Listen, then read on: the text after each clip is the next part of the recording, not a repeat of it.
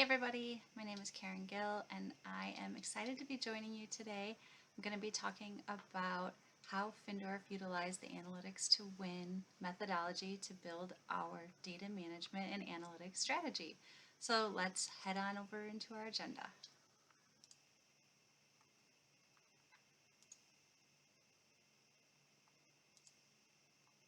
So who is Findorff? We are a general contractor based in Madison, Wisconsin. We have been in business since 1890 and we have offices throughout Wisconsin, and then we have job sites throughout the entire United States, ranging from Seattle, Washington to Tampa, Florida. So we have expanded quite a bit in the 10 years that I've been at Findorff, and we are currently roughly a $1 billion organization as far as revenue, with approximately 1,000 active employees at any given time. We specialize in science and tech, healthcare, education. We do residential work along with a variety of other things. And we are a union contractor, so we also do self-performed work, meaning we might do demolition or concrete, a variety of other self-performed work. So that brings the question, what type of data do we have? All kinds of data, some of which would be things that you would experience in your own industries, others unique to construction, of course. So we have payroll data, we have job costing data, we have a yard operations where we rent all of our equipment, so there's a lot of data that comes into that aspect of our business. Opportunities, marketing, pre-construction, productivity for our labor, etc. My role at Findorff as the Director of Business Technology is to align our vision and our initiatives for both the IT side of the business and what we call business solutions, who handles all of our applications, integrations, upgrades, and of course, my favorite, data and analytics. So our project started approximately a year and a half ago. We engaged Sean and Total View Analytics to help us kind of get started on our next steps. We had a data visualization project, but we really needed to kind of go back to basics and look at our strategy and move things forward in this space. So we're going to jump right in and talk to you guys about some of our key takeaways. So here we go.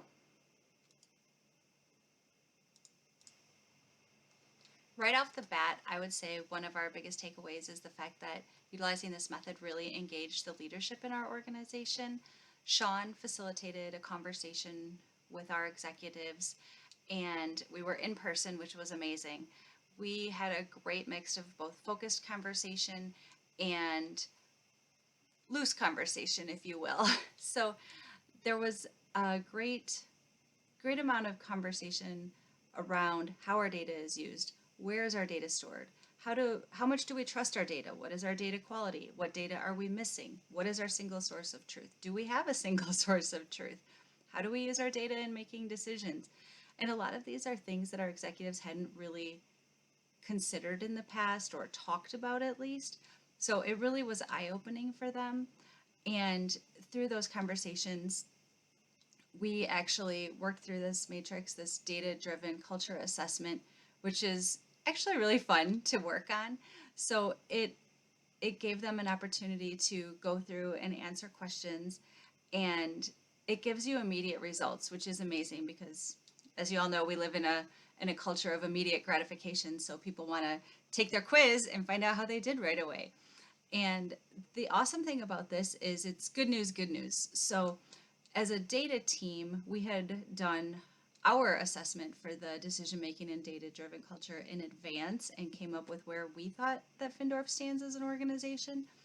And then when I did this with Sean and with the executives, we were able to then compare those results. And for me, again, it's win-win, because if the results are aligned, meaning the executives and leadership are on the same page as the data team, that's fantastic. It means you can expedite your next steps and really kind of hit the ground running. If you're not aligned, it helps bridge that gap and bring the data team and leadership together to help avoid delays further down in the process. So there's not really a wrong answer here, which is amazing. Then I would say it created the energy to identify our strategic objectives, which we're going to talk a little bit more about, but really helped us identify how do we want to use data, where is our data going to live, And how are we going to support the company as a whole through our data initiatives?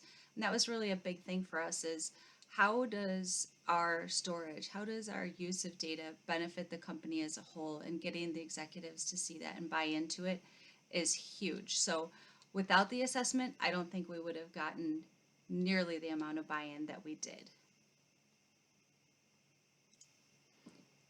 I wish I could tell you that the results on this screen are just for example purposes, but we were in fact at the hurried level and at the marginal level. And again, we were aligned with our leadership, so that is a good thing. And taking that into the next step, we're gonna move forward to kind of number 2 on our takeaways, which is the flexibility of utilizing this analytics to win methodology. So what I really liked about it is that we're able to go at our own pace. There are going to be organizations that can do this very quickly, and there are going to be others, maybe that follow the Findorff plan and move a little bit more slowly.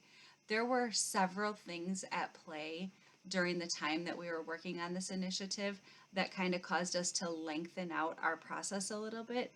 And I really appreciated that Sean was able to work through that with us. So one of the big things that happened is the person on my team that was leading this initiative had an opportunity that they couldn't pass up, and I ended up leaving Findorff to go to another organization. So we needed to kind of hit a couple of reset buttons internally, and we were able to do that and not really miss a beat. Another thing, construction is pretty busy in summer. So looking back, I might not have decided to start this initiative in April. We were we were a little under the gun with a lot of our summer blitz work for schools. And lastly, we were still working on identifying some of our corporate objectives for a strategic plan. So without having our strategic planning process kind of complete or headed in a specific direction, it was a bit of a challenge for us to get some of our data initiatives off the ground.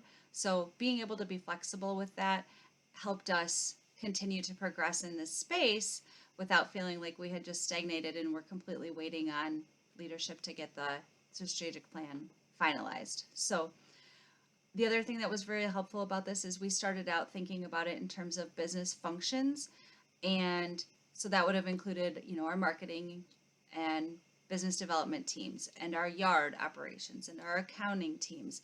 So we worked with it in terms of business functions, but then we also looked at it in terms of adding in kind of our market verticals. So we had a specific team for our education sector, and they came in and we utilized the method both for the business units and for those market verticals to make sure that we were covering all aspects when we were looking at our data and how we wanted to move forward. So being able to do these things in parallel helped us to not lose momentum.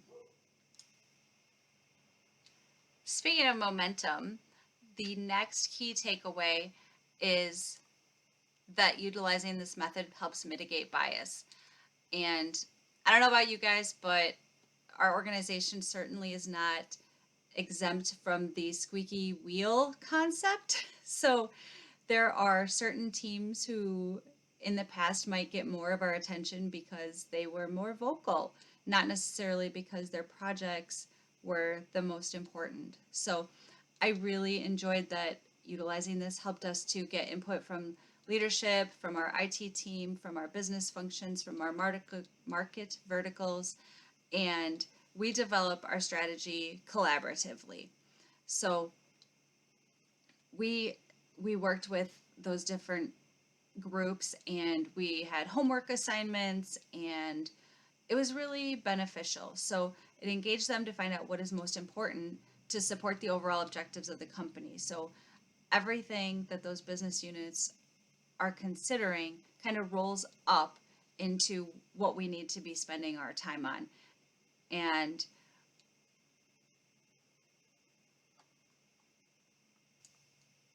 also helps us recognize the fact that not every task is going to be done, not every project is going to move forward, and that's okay. It's it's expected that there's going to be a prioritization that takes place, and utilizing this helps get everybody on board with that concept.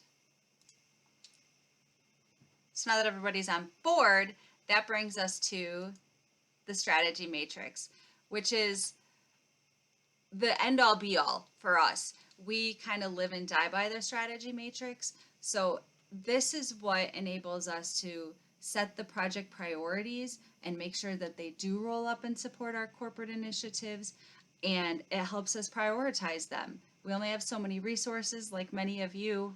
I wish we had more resources, but it helps us to be able to say, yes, your project is on the list. This is where it ranks. This is when we're going to work on it.